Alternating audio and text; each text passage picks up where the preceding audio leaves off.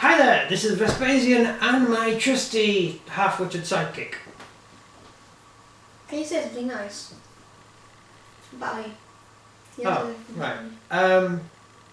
And here, this is another question and answer session. Yeah, I can't remember where we left off last time, but we will continue with what we're doing. And for newcomers, this is just a thing we're doing. We get asked questions about Hail Caesar and stuff. Q&A.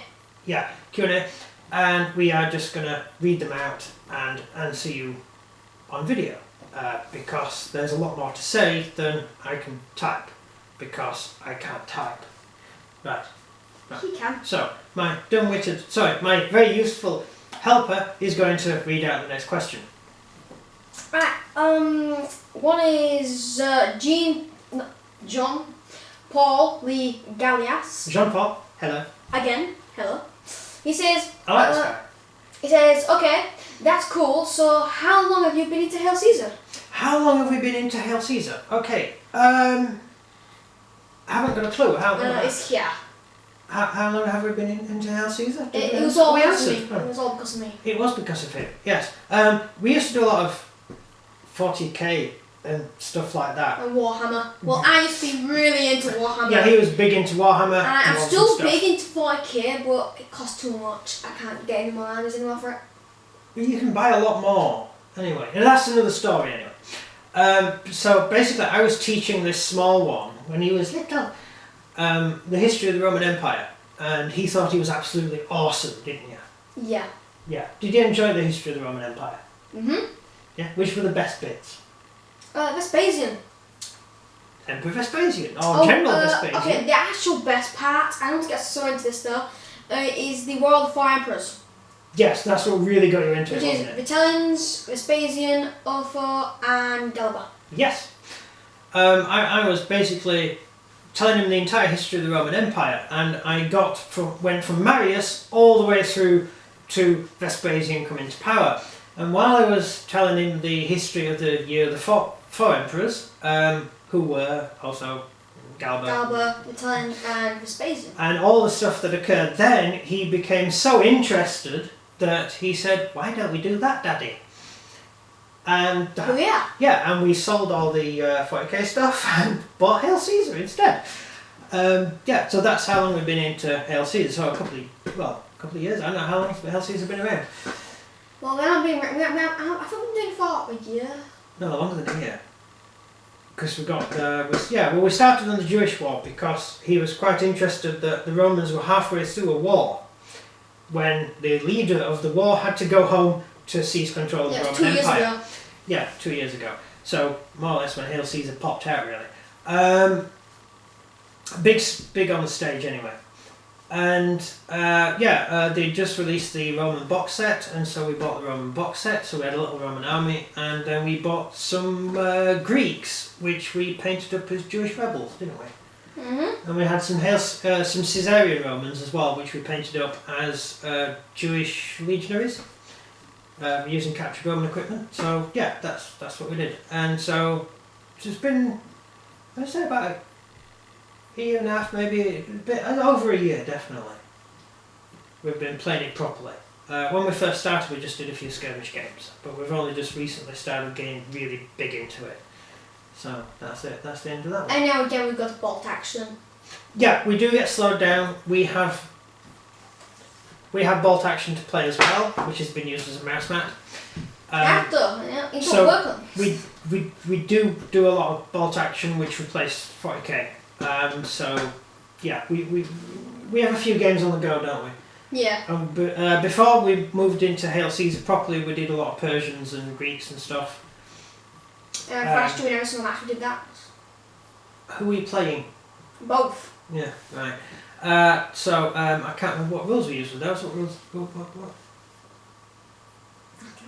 Yeah, we started using Hail Caesar with them at the end. My brain's melted. It's been 2 years since. Yeah, and then we got into the Romans. So Romans, here we are, and we're going to be having some. Eventually, we're going to do the Roman Civil War. So that will be a very, very big project, and will require more scenery. So we'll get around to it eventually. Over to you. Next question. John Jean-Paul again. Lee Gallius again. Awesome. Yeah.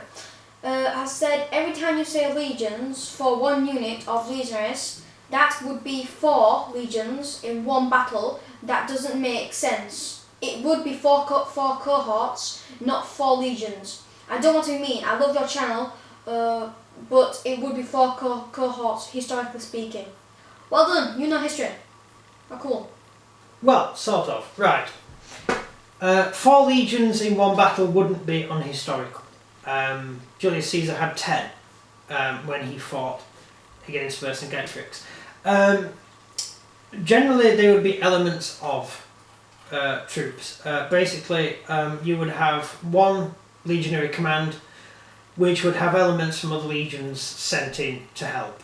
Any spare troops or non-garrison troops would be sent in to help. So, like in Britain, there were 5 legions present in Britain, or 4.5 legions in Britain, but only 1.5 actually fought. The rest were either garrisoning or refused to fight. I think 1 legion actually refused to fight, didn't it? What? Are you listening at all to this? I'm just looking through this. Stop looking at pictures. I'm not looking at pictures actually. Look at this. So it came down to 1 simple legion with elements of another legion helping them out fighting against the Gauls, fighting against the British. In Judea, there were 5 legions in total committed to the Judean War. So you could actually have that many legions in battle. However, that will be scaling up in a big way. Generally, it's a unit. But whatever you call it, they are legionaries. So when I say this legion, I mean these legionaries. Or this unit, this regiment, this element of the Hail Caesar rule system. I think I mentioned this in the last video we did, didn't we? Yeah.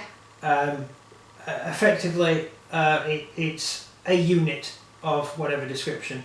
Likewise with the Celts, it would be absolutely stupid to say this is a Celtic warband. Some Celtic warbands had 3,000 men in them, some Celtic warbands had 30. So you could have, saying it's just an active tactical unit, so whatever you call it is irrelevant. So that's basically how it works. The Jewish revolt we do, it's basically whoever turns up. You may have 1 leader who men will follow. There's no real organisation to it. The Romans, there is organisation to it, so yeah, they actually are an organised army. But most of the people the Romans are fighting certainly weren't organised. Not even the Dacians were that organised. I mean, they were pretty organised, but nowhere near as strong as the Romans. So you are, in a way, correct, saying that it will be a cohort, but even then, it wouldn't even be a cohort, it would be individual centuries of troops that are in combat. So, there we go. Waffle, waffle. Next question. Hope that answers your question. Lionel Gallius. Lionel Gallius, yes. Well done. Welcome back, thank you. So, Vespasian, I love watching your videos, and this is one thing I never knew. Why did the Romans have different colours for different legions? Right, simple question. Thank you for the question. Good question. I'm not a politician, so when I say good question, I don't mean I don't want to be asked that.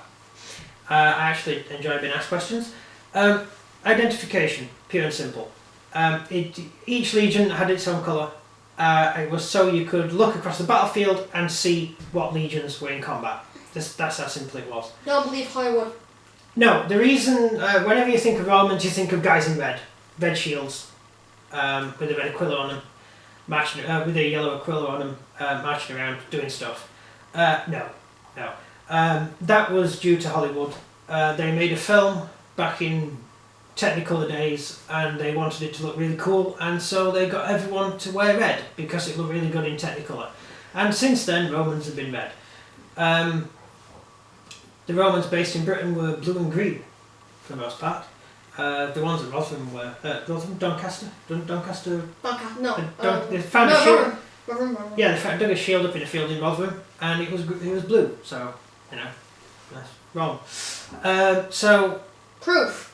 Yeah, proof. Just dig a shield up. Look at the shield. Analyse the paint on Trajan's column. Do whatever. So each legion had its own colour. Each legion would have, say, white or blue or green or red, whatever colour that they decided upon, and then they would have their own shield design as well. Individual cohorts would also have slightly different effects on the shield, maybe different coloured lightning bolts, things like that. It was so that even down to a cohort, you could tell which unit was in a cohort, or which sentry was in that cohort. So it was really down to identification. Interestingly, also, Roman shields were designed to be luminescent at night, or to reflect the rays of the moon, because Roman legions preferred to fight at night, mainly because the enemy didn't.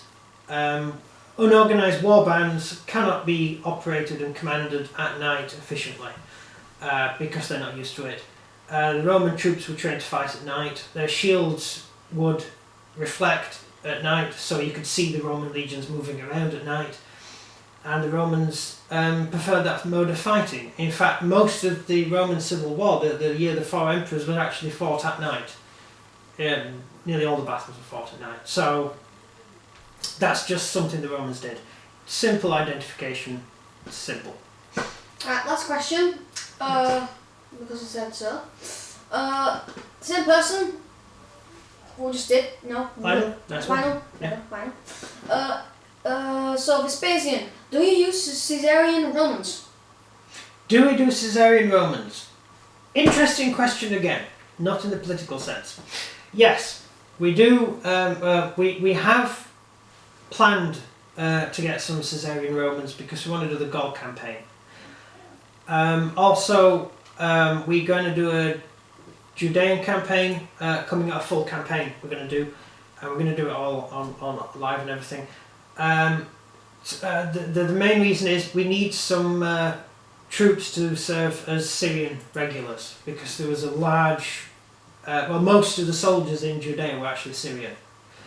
So we're basically going to use the Caesarian Romans as Syrian troops just for that campaign, and then after that we will be able to expand and do Julius Caesar's campaign in Gaul, which will be another thing we've got planned. So we can fight these guys against these Gauls. We can fight the Gauls against Julius Caesar's Marian Roman troops. For those of you who don't know, there's a difference between Caesarian Roman, as you've said, and Imperial Roman.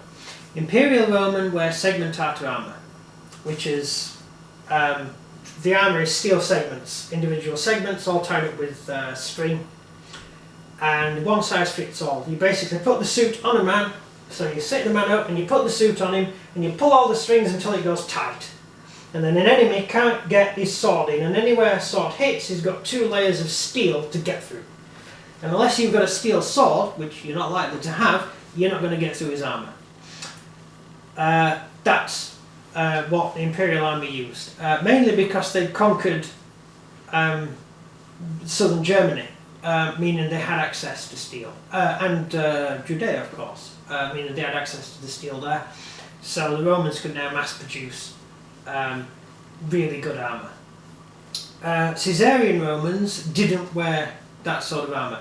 Caesarian Romans wore chainmail, and they're actually called Marian Romans. They wore chainmail and had a slightly oval shield, unlike the square shield of the Romans, the oblong shield of the Romans. And you're putting me off now. Unlike the oblong shield of the Romans, they had the oval shield and they had chainmail. So the basic big difference between the Imperial Roman and the Caesarian Roman troops, or Marian Roman troops, as the Marian uniform was all chainmail and the Imperial Roman was segmentate, plates of steel. That's the main difference. So, did that answer it? Yes. Yes. So now those of you who, whenever you hear the expression Caesarian Romans, they're actually talking about Marian Roman troops. Marius was the guy who invented the Roman army. I'll just mention that. Before then you had the Republican Romans, which were rubbish. They just lost all the time, didn't they? They were rubbish. Whereas Marius invented the idea of a professional army, where you joined the army and you lived your entire life in the army, 25 years service. You joined at the age of 20 and you served in the army for 25 years, after which you got a pension. And you know what? That makes really good soldiers. That makes men who really want to fight.